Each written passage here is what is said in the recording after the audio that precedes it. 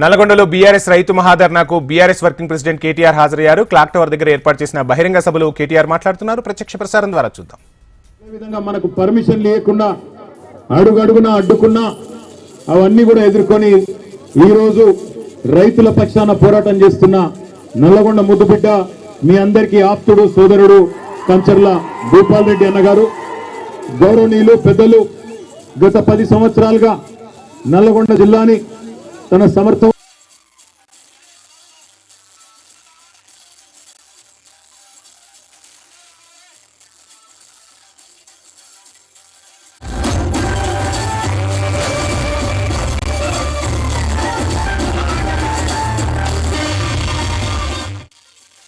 శాసనసభ్యులు అన్న గుత్తకండ్ల జగదీశ్వర్ రెడ్డి గారికి, వేదికపై ఆసీనులైన గౌరవనీయులైన మాజీ మంత్రివర్యులు, రాష్ట్రంలో 400 రోజుల్లో 410 మంది రైతులు ఆత్మహత్య చేసుకుంటే రైతుల స్థితిగతులు చూసి, కాంగ్రెస్ పార్టీ మోసాన్ని చూసి పెద్దలు కేసీఆర్ గారు ఒక నిర్ణయం తీసుకొని రాష్ట్ర మాజీ వ్యవసాయ శాఖ మంత్రిగా ఉన్న నిరంజన్ రెడ్డి గారి నేతృత్వంలో రైతు స్థితిగతుల అధ్యయన కమిటీ వేస్తే ఈరోజు ఆ కమిటీ సభ్యులు మొత్తం నిరంజన్ రెడ్డి గారితో సహా అందరు కూడా వచ్చున్నారు.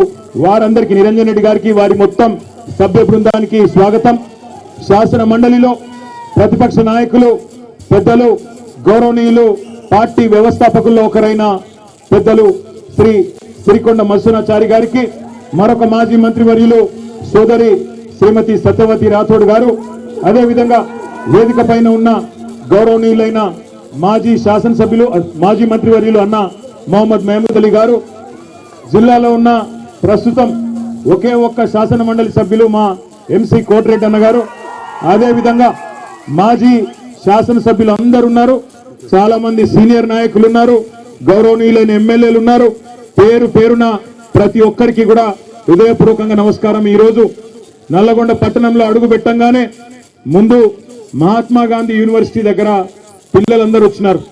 దాదాపు ఒక 300-400 మంది పిల్లలు రోడ్డు మీదకి వచ్చి, అన్న కేసీఆర్ ఉన్నప్పుడు మాకు బ్రహ్మాండంగా ఇక్కడ వసతులు ఉండేది, కానీ ఇవాళ కాంగ్రెస్ ప్రభుత్వం వచ్చిన తర్వాత మాకు గొడ్డు కారంతో అన్నం పెట్టే దుస్థితి వచ్చిందన్న, మీరు రావాలా అంటే తప్పకుండా 2:30 గంటలకు మీ క్యాంపస్కి వస్తా అని వారికి చెప్పి అక్కడి నుంచి బయలుదేరి ముందుకు వస్తా ఉంటే అక్కడ కలదప్పిన ఐటీ టవర్ కనబడ్డది. మరి అందులో వెంకటరెడ్డి వచ్చినాక ఎవరన్నా ఉన్నారో లేకపోతే తాగుబోతులు అడ్డా అయిందో నాకు తెలియదు, కానీ మొత్తానికైతే కలదప్పింది ఐటీ టవర్. కొద్దిగా ముందుకు రాగానే కాకపోతే ఆ ఎన్టీ రామారావు గారు, తారక రామారావు గారు విగ్రహం నుంచి మొదలు పెడితే ఇక్కడి దాకా, నేను నిజంగా చెప్తా ఉన్నా, ఊరికే చెప్పట్లేదు, అక్కడి నుంచి ఇక్కడి వరకు జులూస్ చూస్తుంటే నాకు ధర్నాకు వచ్చినట్టు లేదు. నాకు నిజంగా మళ్ళీ కేసీఆర్ గారు గెలిచి ముఖ్యమంత్రి అయినారు, మన ప్రభుత్వం వచ్చింది, మన భూపాల్ రెడ్డి తిరిగి ఎమ్మెల్యే అయిందన్నంత గొప్పగా బ్రహ్మాండంగా ఈరోజు అక్కడి నుంచి ఇక్కడి వరకు ఒక విజయోత్సవ ఊరేగింపు చేసినట్టు. మరి ఇక్కడికి వచ్చినాకనైతే తొక్కిసలాట జరిగే పరిస్థితి కనబడదు ఇక్కడికి వచ్చినాక, అట్లాంటి పరిస్థితి. అందుకే నేను అంటా ఉన్నా, ప్రపంచంలో ఏ శక్తి కూడా ప్రజాశక్తి కంటే గొప్పది కానే కాదు. అది రుజువు చేసిన గడ్డ ఈ పోరాటాల గడ్డ నల్లగొండ అనే మాట నన్ను గుర్తు చేస్తా ఉన్నా. ఈ రోజు కాదు, ఇవాళ ఉన్న వాళ్ళు కొత్తగా మేమేదో సామ్రాజ్యానికి అధిపతులైపోయినాం, చక్రవర్తులైపోయినాం, రారాజులైపోయినాం అని విర్రవీగుతున్న వాళ్ళ గురించి కాదు నేను చెప్పేది. ఒకనాడు బండెనుక బండి గట్టి 16 బండ్లు గట్టి, ఏ బండ్లు ఓడతావు కొడుకో నైజాము సర్కరోడా అని ఆనాడున్న నియంతను నిలదీసిన గడ్డ నల్లగొండ. అందుకే పోరాటానికి స్ఫూర్తి అయిన నల్లగొండ గడ్డకు వందనం.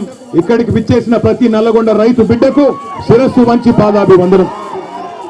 కేసీఆర్ గారు తెలంగాణ ఉద్యమంలోనే ఇక్కడికి వచ్చేటప్పుడు మా సోదరుడు రసమై బాలకృష్ణ గారు గుర్తు చేస్తా ఉండే, అన్న ఒక్క మాట చెప్పాలి, నువ్వు తప్పకుండా యాద్ చేయాలి అన్నాడు. ఏందన్నా అంటే చెప్పినాడు, అన్న ఒకనాడు కేసీఆర్ గారు స్వయంగా పాట రాసిండే, పక్కన కృష్ణమ్మ ఉన్న ఫలితమేమి లేకపాయే, పాలమూరు నల్లగొండ పంటలన్నీ ఎండిపాయ అంటూ కేసీఆర్ గారే స్వయంగా కలం పట్టుకొని మరి మన నల్లగొండ దుస్థితి గురించి వర్ణించి ఆనాడు జలసాధన ఉద్యమంలో 2002-03 సంవత్సరంలోనే పాట రాసిండు అని అన్న చెప్పిండు. అనగానే పక్కనే నిరంజన్ రెడ్డి గారు అందుకొని అదేమంటావు బాలకిషన్ అక్కడ ఉండే ఫ్లోరైడ్ పరిస్థితి గురించి కూడా కేసీఆర్ గారే పాట రాసిండు కదా, బ్రహ్మాండమైన పాట రాసిండు. సూడు సూడు నల్లగొండ గుండె నిండా ఫ్లోరైడ్ బండ అంటూ ఇక్కడ కాళ్ళు చేతులు నడుమంకర పోయిన లక్షలాది మంది గురించి కూడా కేసీఆర్ గారే రాసిండు కదా అని చెప్పి నిరంజన్ రెడ్డి గారు వెంటనే అందుకున్నారు.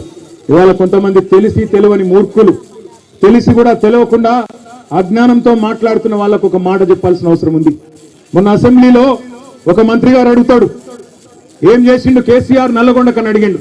నేను గుర్తు చేస్తా ఉన్నా ఆ మంత్రి గారికి, నల్లగొండ జిల్లా ముద్దు బిడ్డలందరికీ, ఇక్కడికి వచ్చిన రైతు బిడ్డలందరికీ ఏం చేసిండు తెలంగాణను కేసీఆర్ అంటే, భారతదేశంలోనే పంజాబ్ ను హర్యానాను తలదన్ని వరి పండించే విషయంలో భారతదేశంలోనే తెలంగాణను నెంబర్ 1 చేసిండు కేసీఆర్.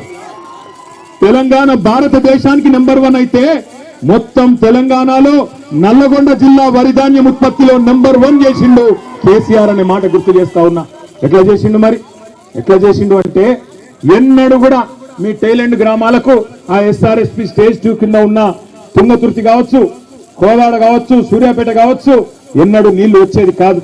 అదేవిధంగా ఎన్ఎస్పి కింద కూడా ఎన్నడూ టైలెండ్ గ్రామాలకు నీళ్లు ఇచ్చే పరిస్థితి లేదు. కానీ కృష్ణలో, గోదావరిలో ప్రతి ఒక్క నీటి బొట్టును ఒడిచిపట్టి అటు పాలమూరు రంగారెడ్డి ఎత్తిపోతల పథకం కట్టినా, ఇటు ప్రపంచమే ఆశ్చర్యపడే స్థాయిలో కాళేశ్వరం ప్రాజెక్టు కట్టినా, చివరి మడి వరకు, చివరి తడి వరకు నీళ్ళిచ్చిన రైతు బిడ్డ, రైతు నాయకుడు కేసీఆర్ గారు అనే మాట నేను మీకు గుర్తు చేస్తా ఉన్నా. ఇవాళ ఎవరెవరో రావచ్చు, ఏదేదో మాట్లాడచ్చు. వస్తుంటే మా చిరుమర్తి లింగయ్య గారు పెద్ద కాపర్తి ఆపిండు. లింగయ్య గారు ఆపి, అన్న జెండా ఎగిరేసి పో అన్నాడు. జెండా ఎగిరేసి కాడికి పోయిన నేను పోతే అక్కడ ఒక రైతన్న వచ్చినాడు. వచ్చి, అన్న ఒక మాట అక్కడ చెప్పు నల్లగొండలా అన్నాడు. ఏం చెప్పాలి అంటే, ఏం లేదన్నా, మేమందరం కూడా నల్లగొండ జిల్లాలో పాలిచ్చే ఆవును వద్దనుకొని తన్నే దున్నపోతుని తెచ్చుకున్నాం, అందుకే మాకు కర్మ పట్టింది అని చెప్పమన్నాడు. ఆయన చెప్పిండు, నేను చెప్తలేదు. పెద్ద కాపర్తి రైతు చెప్పిన మాట నేను చెప్తున్నా. పాలిచ్చే ఆవును వద్దనుకొని మరి ఇలా ఎగిరెగిరి తడుతున్న దున్నపోతులను తెచ్చుకొని మీద పెట్టుకున్నాం. పెట్టుకుంటే ఏమొచ్చింది మీరు చూస్తున్నారు. నిన్నగాక మొన్న ముఖ్యమంత్రి గారు చాలా గొప్పగా చెప్పిండు. ఏమన్నాడు? 26 జనవరి రాత్రికే 12 గంటలకే టకీ టకీ అని పడితే అన్నాడు. పడ్డా టకీ టకీమని పడ్డా పడలేదా? 12 సార్లు కదా కేసీఆర్ ఇచ్చింది.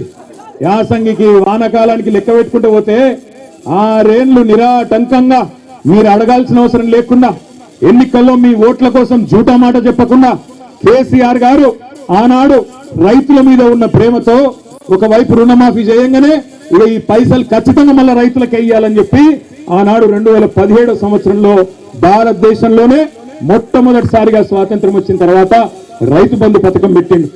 ఆ ఒక్క రైతు బంధు పథకంలోనే కేసీఆర్ గారి ప్రభుత్వం మీ ఖాతాల్లో వేసింది 73,000 కోట్ల రూపాయలు 11 విడతలుగా అనే మాట నేను మీకు గుర్తు చేస్తా ఉన్నా. 73,000 కోట్లు వేసినప్పుడు కేసీఆర్ గారు ఎన్నడూ ఇట్లాంటి విన్యాసాలు చేయలే. టకీ టకీమని పడతాయని డైలాగులు కొట్టలే. కానీ తెల్లారు ఫోన్ తీయంగానే బ్రహ్మాండంగా రైతుల ఖాతాల్లో టింగు టింగు అనుకుంటా రైతు బంధు బ్రహ్మాండంగా డబ్బులు పడేది. కానీ ఈ ముఖ్యమంత్రి, ఈ కాంగ్రెస్ పార్టీ వీళ్ళెవ్వరు మీకు కొత్తోళ్ళు కాదు. నిజానికి 55 ఏళ్లు చూసిన వాళ్ళే ఈ నల్లగొండ జిల్లాలో తాగునీటికి ఇబ్బంది అయ్యి ఆఖరికి మన పిల్లల బొక్కల్లో మూలిగ చచ్చిపోయేందుకు కారణమే కాంగ్రెస్. నల్లగొండ జిల్లా బిడ్డలు జీవోత్సవాలుగా మారినంటే దానికి కారణమే కాంగ్రెస్. నల్లగొండ రైతులు అవస్థపడ్డారంటే దానికి కారణమే కాంగ్రెస్. అందుకే మిమ్మల్ని మోసం చేయడానికే కొత్త కొత్త మాటలు, కొత్త కొత్త వేషాలు వేసుకొని కొత్త సీసాలో పాత సారా అన్నట్టు మళ్ళా బయలుదేరినారు.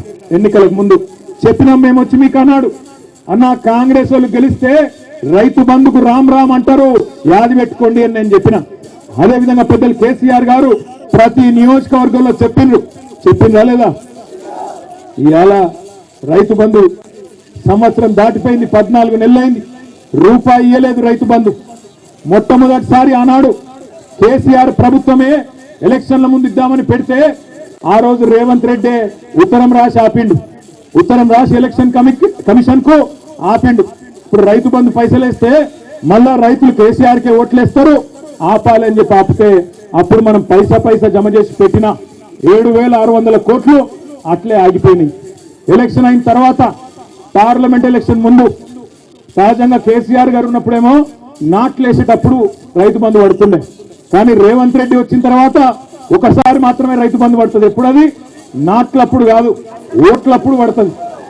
పార్లమెంట్ ఎలక్షన్ ముందు ఒకసారి వేసినట్టు చేసింది. అది కూడా మనం దాచిపెట్టిన పైసలే. ఆ రోజు 7,600 కోట్లు అది వేసిండు.